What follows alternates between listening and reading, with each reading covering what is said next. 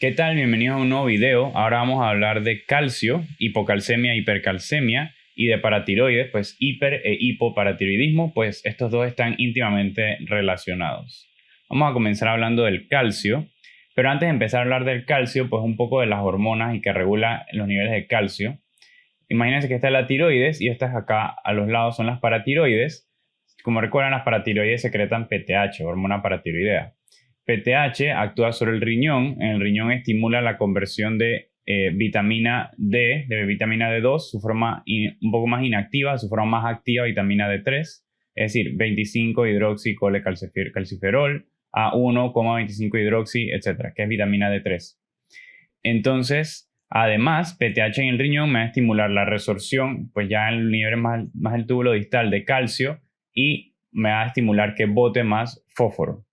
Esto va a hacer eso PTH en el riñón. Y en el hueso, PTH me va a estimular los osteoblastos que produzcan RANKL y produzcan osteoprostengerina. Estos dos van a estimular la diferenciación de los osteoclastos y esta diferenciación de los osteoclastos va a hacer resorción ósea. Pues en resumen, PTH me estimula la resorción ósea y pues la vitamina D también, bueno, la vitamina D actúa en los intestinos, más que todo en el nivel proximal, duodenal, donde me estimula la absorción de tanto fósforo como de calcio. Y pues en los riñones me estimula un poco la absorción de un poco de fósforo, pero al final PTH es un poco más fuerte en estos. Entonces, en resumen, ¿qué me hace PTH? PTH me sube el calcio, me baja el fósforo. Vitamina D me sube el calcio y me sube el fósforo. Y la deficiencia de estos va a ser lo opuesto a lo que acabo de mencionar. Vamos directo a hipocalcemia para ya hablar un poco más en español. Las causas de hipocalcemia, pues la primera sería hipoparatiroidismo,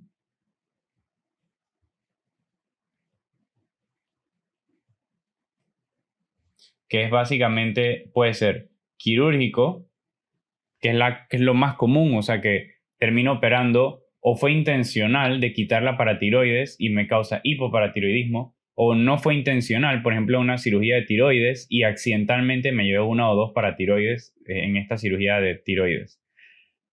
Lo otro que puede ser es que puede ser hereditario. Hereditario estaríamos hablando de síndrome de George.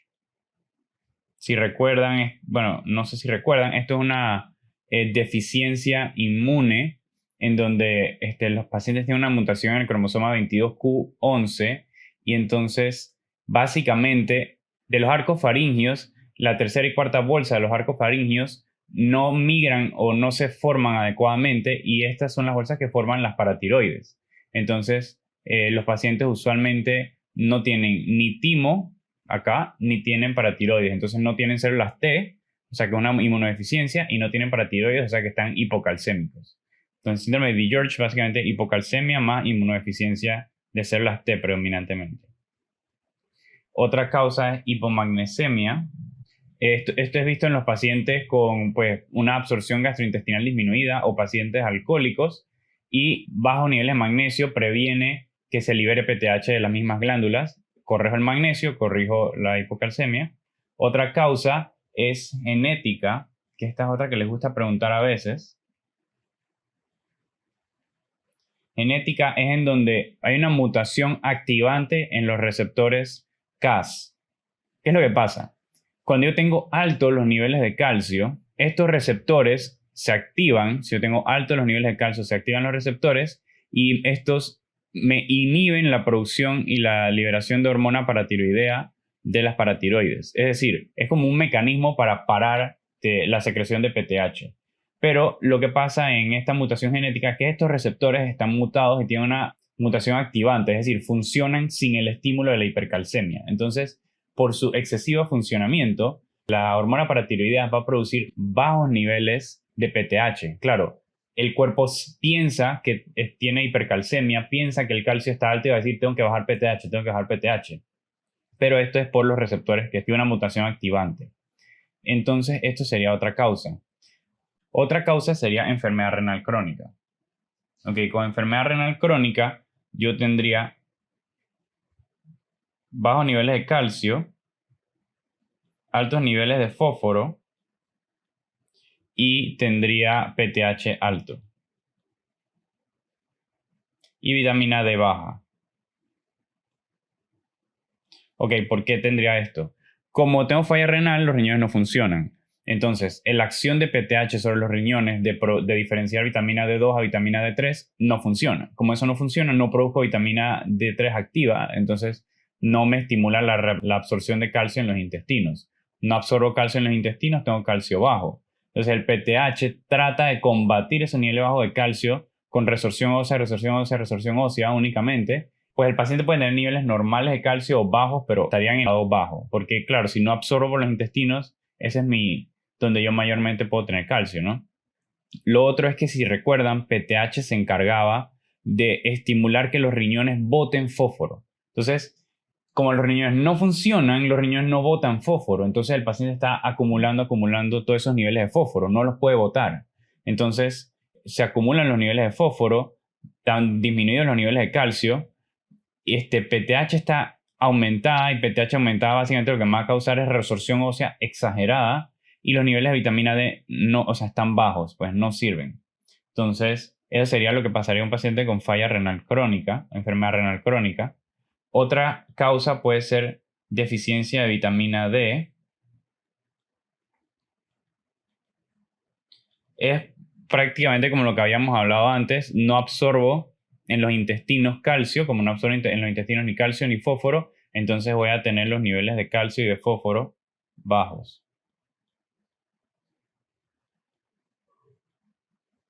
Eso sería con deficiencia de vitamina D. Ciertas drogas como diuréticos de asa, fenitoína, lendronato, foscarnet, me pueden causar hipocalcemia.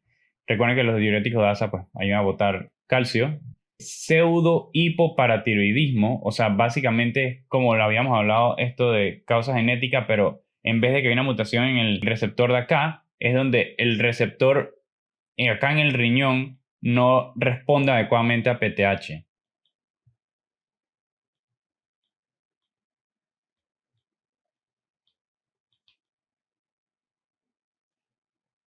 Ajá.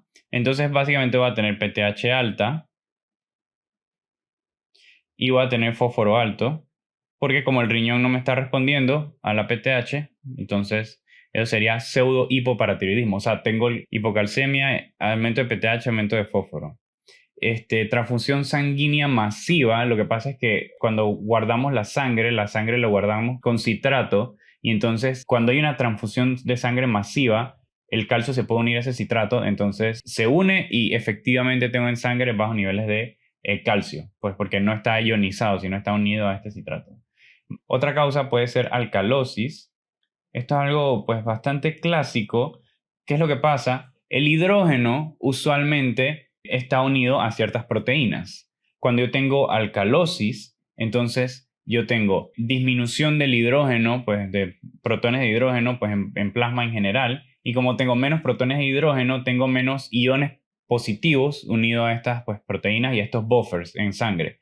Entonces, ¿qué es lo que pasa? El calcio toma el lugar del hidrógeno. Entonces, como el calcio se une a estos buffers, estas proteínas en donde usualmente los protones de hidrógeno están unidos, efectivamente tengo bajo calcio ionizado. Recuerden que no importan los niveles totales de calcio en el cuerpo, porque, o sea, si vamos a medir los niveles totales de calcio en el cuerpo, 98% lo tengo en los huesos, pero ese calcio no me sirve para nada, ¿me explico? No, está en el hueso y sentado. Igual, el calcio que está unido a proteínas no me sirve para nada porque ese calcio está unido a la proteína. No me va a funcionar ningún tipo de receptor, no me va a funcionar fisiológicamente en nada. Entonces, todo este calcio que se une a estas cuestiones no es efectivo y entonces pues tendría hipocalcemia. Entonces, en alcalosis también podría tener hipocalcemia porque tengo menor calcio ionizado. Hay otro que es pseudo hipocalcemia, realmente ni siquiera lo anoto porque el calcio no está verdaderamente bajo, en donde hay menor albúmina. Por ejemplo, un paciente que tenga una enfermedad hepática o etcétera, que tenga bajos niveles de albúmina. El calcio total, lo normal es que esté unido a esa albúmina. Entonces, si yo tengo menos niveles de albúmina, pues el calcio total va a estar bajo, pero el calcio ionizado va a estar normal. Cuando yo tomo un examen de sangre, usualmente yo mido el calcio total, no el calcio ionizado, el que es que entre 8 y 10, bueno, ese es el calcio total. Entonces, si tengo la albúmina baja, me va a salir que el calcio es bajo. Hay una fórmula para corregirla, que es donde yo multiplico 0.8 por los niveles de albúmina que tengo. Por ejemplo, si tengo albúmina en 2, 0.8 por 4 menos 2 sería 2, 0.8 por 2, 1.6. Entonces le subo eso al nivel de calcio. O sea, yo tengo calcio en 7.5, que eso es bajo. Y como les dije, la albúmina en 2, el verdadero nivel de calcio es... incluso el verdadero nivel de calcio es como 9.1, o sea, totalmente normal. No voy a meter mucho en eso igual. Entonces, en cuanto a los hallazgos clínicos,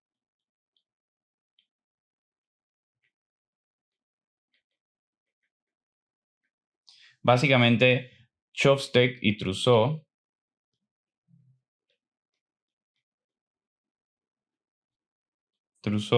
donde Chopstick es que yo percuto donde está el nervio facial y entonces tengo una contracción de los músculos faciales.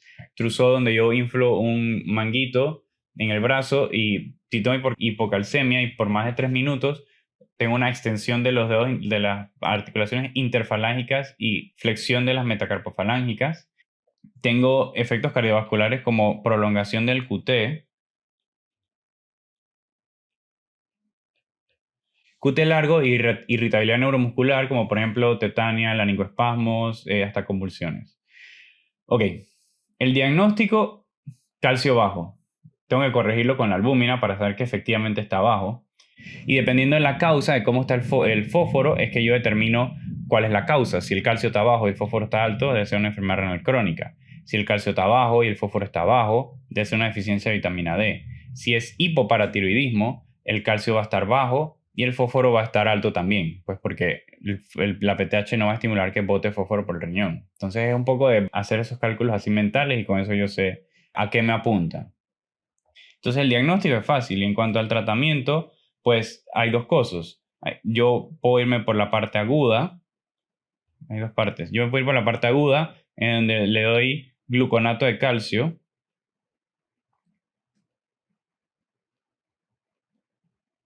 y B. Si yo tengo un paciente agudamente con hipocalcemia, pues nada más le doy lo que le falta en calcio. Si no corrijo la patología primaria, voy a volver a caer en esa hipocalcemia, pero por eso esa es la forma aguda de corregirlo. Y la crónica es dependiendo de la causa de base. Corregir, si es hipomagnesemia, corregir el magnesio. Si es falla renal crónica, bueno, falla renal crónica, el riñón no funciona, no tengo vitamina D. Así que ¿qué le doy? Le doy vitamina D. Le doy vitamina D y calcio. Así, dependiendo de las otras causas, lo mismo. Si es un medicamento, buscar el medicamento y quitarlo. Y así es causas genéticas. Realmente, por ejemplo, en esta causa genética, en la mutación de estos receptores o pseudohipoparatiroidismo, en estas dos causas genéticas, si el paciente no tiene síntomas por estos niveles de calcio, no me preocupo. Si no tiene síntomas ni de hiper ni de hipocalcemia, está bien. Si sí tiene síntomas, bueno, probablemente va a tener suplementos como tomar vitamina D y calcio. Así que eso va a ser dependiendo del contexto. Eso en cuanto a hipocalcemia. Ahora vamos a hablar de hipercalcemia. Ok, causas de hipercalcemia. La primera sería hiperparatiroidismo.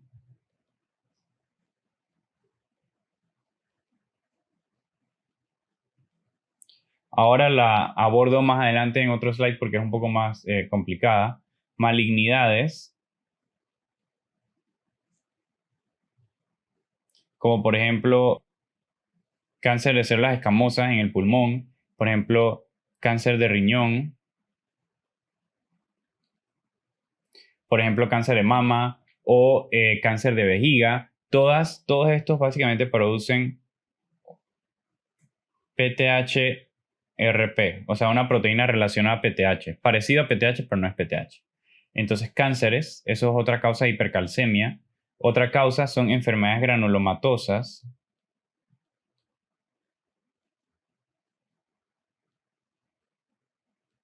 La más importante para aprenderse es sarcoidosis, pero pues cualquier granuloma me puede causar hipercalcemia. ¿Por qué los granulomas causan hipercalcemia? Bueno, los granulomas, si se acuerdan, están formados por células gigantes multinucleadas, histiocitos. Básicamente que estos vienen de los macrófagos. Entonces los macrófagos, ellos pueden producir vitamina D3. O sea, ellos tienen su propia hidroxilación de 25 hidroxicolecalciferol lo convierten a 1,25. O sea, lo mismo que hace el riñón, lo pueden hacer los macrófagos. Entonces, ellos pueden producir vitamina D activa. Entonces, si hay un granuloma donde tengo exceso de macrófagos y exceso de acción de macrófagos, voy a tener exceso de vitamina D y me puedo causar hipercalcemia por exceso de absorción de calcio en los intestinos. Si me presenta un caso de sarcoidosis, entonces yo mido los niveles de vitamina D y mido el calcio y el fósforo y los tres van a estar altos. Tanto el calcio y el fósforo, porque como vitamina D, acuérdense que absorben el intestino, los dos estarían altos. Y sarcoidosis porque la causa de la hipercalcemia es por exceso de vitamina D3. Entonces, otras causas, hablando de vitamina D, es intoxicación con vitamina D y medicamentos, y otros medicamentos también me pueden causar hipercalcemia. Entre esos me importa los diuréticos tiacídicos, bastante clásicos que me causan hipercalcemia. Si un paciente tiene hipercalcemia, me está tomando diuréticos tiacídicos, le cambio pues el medicamento y entonces si eso resuelve el calcio, era eso. Otras cosas que me pueden producir hipercalcemia es el hipertiroidismo. Ya habíamos hablado de esto, en donde las tiroides estimulan la resorción ósea en los huesos, entonces no hay un efecto parcial de esta hormona sobre los osteoclastos, así que me pueden producir hipercalcemia también. Y lo opuesto a alcalosis sería acidosis, porque aquí sería lo opuesto. Tengo más protones de hidrógeno, entonces tengo más protones de hidrógeno que se unen a estos buffers y separan el calcio de estos buffers y proteínas. Entonces, el calcio ionizado es mayor. Entonces, básicamente, acidosis me causaría hipercalcemia. Y una última, pero bastante importante también, mieloma múltiple. En mieloma múltiple, más adelante lo abordo totalmente, pero básicamente usan la mnemotecnia CRAP de hipercalcemia, falla renal, anemia y bone pains o dolores óseos.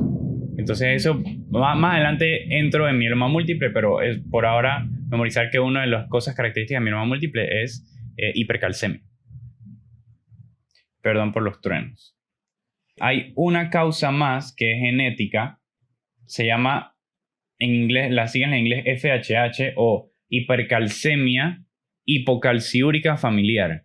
Básicamente es lo mismo de los receptores, pero lo opuesto, los receptores Cas-R, en donde lo opuesto no hay una activación de los receptores, sino que estos receptores están disminuidos, o sea, no responden bien a hipercalcemia. Entonces, las paratiroides van a secretar más hormona paratiroidea y los niveles de calcio van a estar un poco más elevados de lo normal. Por ejemplo, en vez de 10 estarían en 11 o 10,8, pero es porque los receptores no responden bien a la hipercalcemia. Entonces no cesa la producción de PTH. Estos receptores también están en el riñón.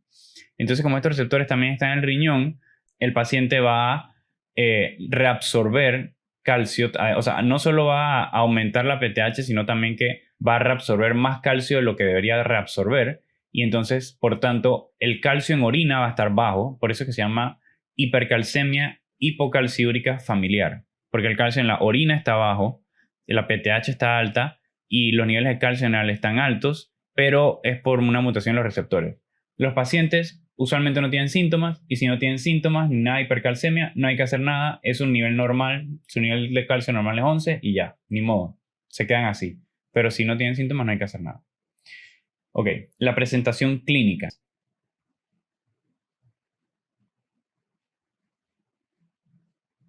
En esto los hallazgos clínicos sí son un poco más que en hipocalcemia. Hay hallazgos neurológicos donde pues, el paciente puede tener actividad mental disminuida o disminución del estado de alerta, puede llegar hasta obnubilación, puede llegar hasta coma, confusión, etc. Esto también puede producir convulsiones, va a haber efectos gastrointestinales. Lo que siempre dicen es constipación. Lo que siempre dice es constipación y anorexia, pero también puede haber en algunos casos náuseas, vómitos, etc. Y el calcio me puede causar una pancreatitis. Voy a poner en amarillo. porque si el calcio se precipita donde están los ductos, el conducto de Wilson, etcétera, y me bloquea la salida de las enzimas pancreáticas. Recuerden que las enzimas pancreáticas se activan y es como una bomba que se desencadena y genera una pancreatitis. Entonces, si me bloquean esos conductos, me puede predisponer a una pancreatitis. Renalmente, estos pacientes van a tener poliuria, polidipsia. Más, si recuerdan, ya habíamos hablado de que estos pacientes tienen diabetes insípida nefrogénica. Eso es lo que va a poner, diabetes insípida nefrogénica aquí. Y además van a tener cálculos renales, incluso a repetición. Y otro es que va a tener efectos cardiovasculares como hipertensión y puede tener efectos cardiovasculares como QT corto. Lo opuesto a hipocalcemia. Bueno, el diagnóstico, niveles altos de calcio y buscar la causa subyacente. El tratamiento, pues va a depender de la causa, pero bueno, primero tengo que abordar, cuando tengo hipercalcemia, tengo que abordarlo como emergencia. Entonces, lo primero que le doy es hidratación y le doy hidratación vigorosa. Claro, imagínense que el paciente no solo está con calcio alto, sino también una diabetes insípida nefrogénica y orinando y orinando y orinando. Esto me va a concentrar más todos los electrolitos, entre ellos calcio. Lo que va a hacer es que con la hidratación usualmente voy a regular los niveles de calcio, o sea, solo con hidratación. Así que hay que hidratar al paciente y vigorosamente, puede ser con solución salina o solución salina medio normal. Si eso no funciona, yo puedo hacer otras medidas. Antes de hablar de esto, están los bifosfonatos también. Los bifosfonatos, el problema es que van a actuar de 2 a 3 días después de que doy la dosis. O sea, yo le doy un bifosfonato IV, pero su acción tope va a ser 2 a 3 días. Incluso el efecto puede demorar una semana o hasta 3 semanas o más. Entonces, el bifosfonato va a ser la terapia pues al final que me va a regular el calcio, pero la acción no es inmediata. O sea, eso no es de urgencia. Me demora 2 a 3 días en llegar al efecto máximo. Si yo tengo una urgencia y la hidratación no me terminó de funcionar, entonces yo puedo usar calcitonina. A todo esto, un detalle antes de hablar de calcitonina. También puedo dar hidratación y diuréticos, pero los diuréticos solo están recomendados a pacientes si, por ejemplo, tiene falla cardíaca, falla renal o exceso de líquido. Serían diuréticos de ASA. Como recuerdan, los diuréticos de ASA me pueden producir hipocalcemia. Aquí lo están los medicamentos. Entonces, en esos pacientes usaría hidratación vigorosa más diuréticos. Entonces, si no me funcionan ni el reemplazo de líquidos ni los diuréticos en los pacientes que les puedo poner diuréticos, entonces uso calcitonina. Calcitonina va a inhibir los osteoclastos y así va a bajar el calcio, pero no, después de las 48 horas me puede causar taquifilaxia. Entonces, tampoco lo puedo usar tan seguido. Si la causa de la hipercalcemia es mieloma múltiple o una enfermedad granulomatosa como sarcoidosis, con prednisona deben bajar. Con prednisona deberían disminuir los niveles de calcio. Y bueno, mieloma múltiple tiene otro manejo pues más complejo, pero por ahora solo eso. Y en pacientes renales, falla renal oligúrica, hemodiálisis. Entonces, ya esto sería con hipercalcemia y ahora voy a seguir a hiperparatiroidismo. Ok, entonces ahora vamos a hablar brevemente de hiperparatiroidismo.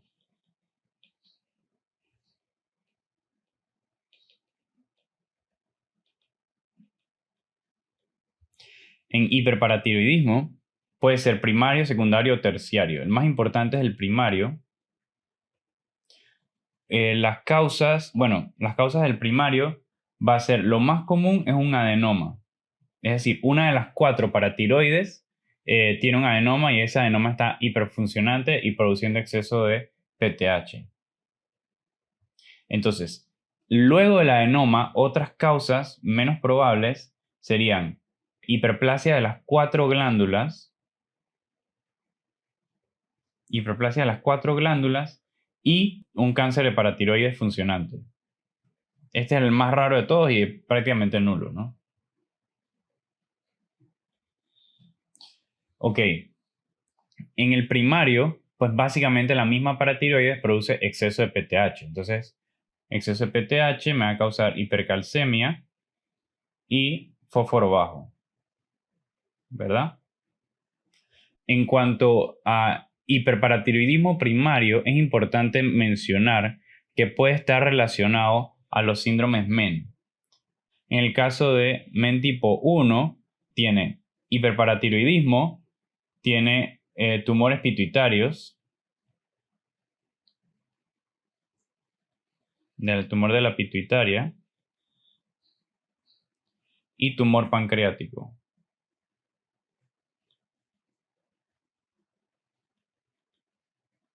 Le dicen el de las 3 Ps. Yo no lo recuerdo así tanto porque los otros también tienen enfermedades con P, entonces pues no están así. Pero bueno, un tumor en la pituitaria, hiperparatiroidismo y un tumor de páncreas, por ejemplo, un Zollinger-Ellison o un tumor que produzca gastrina, exceso de gastrina en páncreas, un tumor en la pituitaria, ya habíamos hablado de un adenoma de causa de mienopsia, por ejemplo, un prolactinoma y hiperparatiroidismo. El otro es MEN tipo 2A,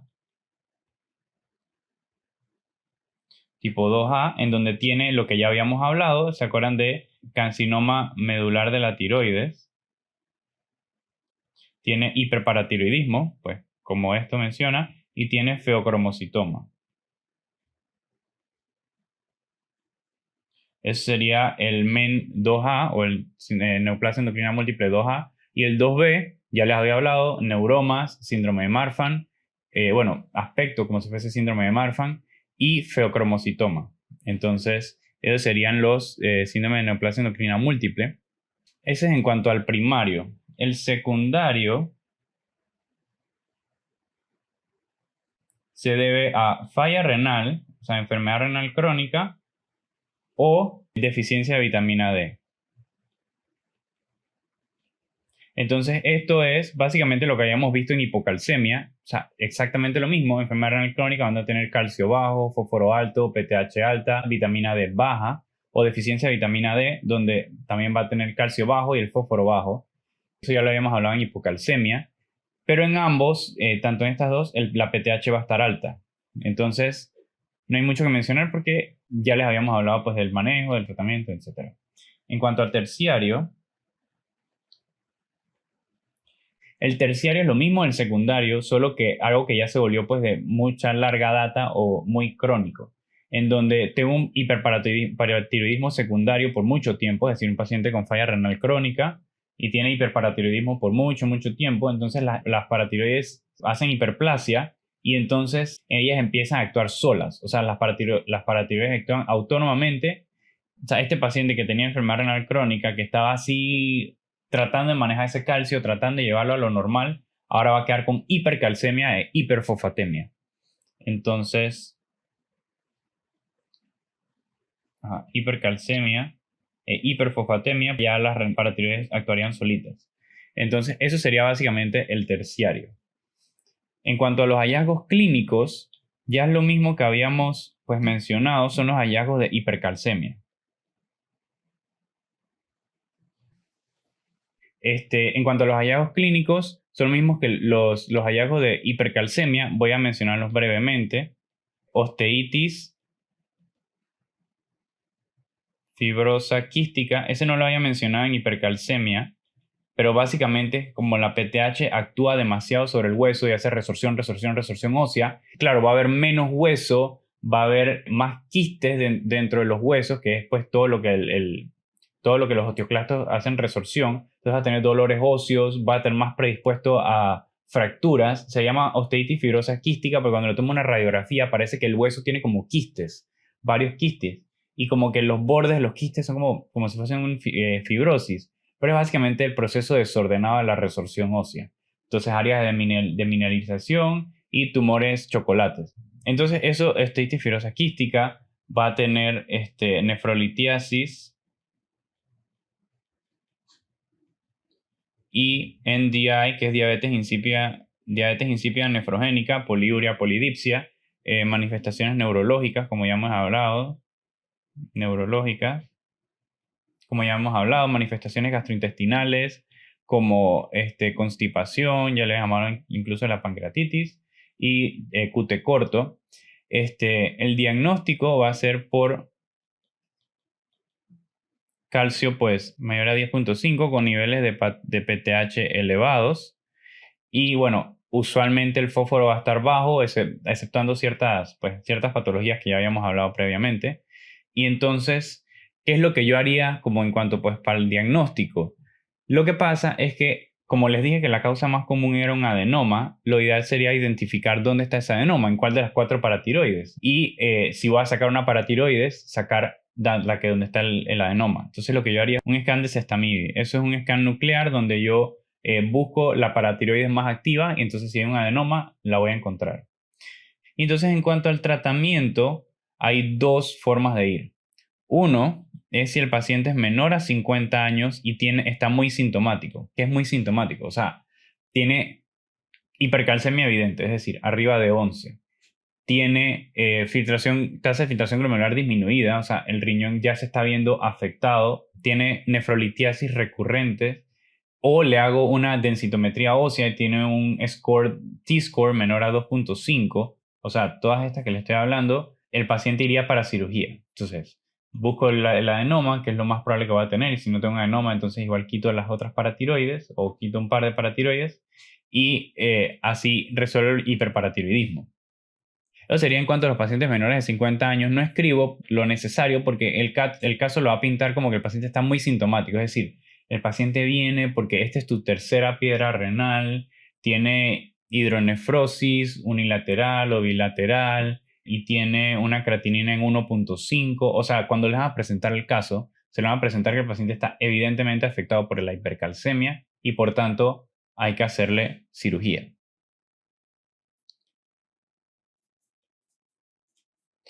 Si no es ese el caso del paciente, entonces, si la cirugía no es necesaria, bueno, seguir al paciente. Y si la cirugía está contraindicada, es un paciente ya anciano, o sea, que no se vería muy beneficiado de esto, básicamente le doy bifosfonatos, como pamidronato, baja ingesta de calcio y mucha hidratación oral, como por ejemplo 2 a 3 litros por día. Mucha hidratación oral. Eso sería si el manejo no es quirúrgico. Un tema, si le hago cirugía al paciente, tengo que estar seguro de que los niveles de vitamina D están bien en el paciente y no estén disminuidos. Porque si están disminuidos, entonces puede tener una complicación que se llama síndrome de hueso hambriento, en donde los niveles de calcio caen dramáticamente, exageradamente, y el paciente puede tener muchas complicaciones por eso. Entonces yo tengo que incluso darle vitamina D desde antes de la cirugía. Ok, en cuanto al hiperparatiroidismo secundario, ya habíamos hablado que esto es falla renal o deficiencia de vitamina D. ¿Qué voy a darle? Vitamina D y calcio, básicamente. En falla renal no convierto adecuadamente a vitamina D3, así que se la doy vía oral y le doy calcio vía oral. Entonces, eso en cuanto a la secundaria. Y en cuanto al hiperparatiroidismo terciario, tengo que hacerle cirugía, tengo que remover la paratiroides. Usualmente es lo más necesario. Entonces, eso sería con hiperparatiroidismo.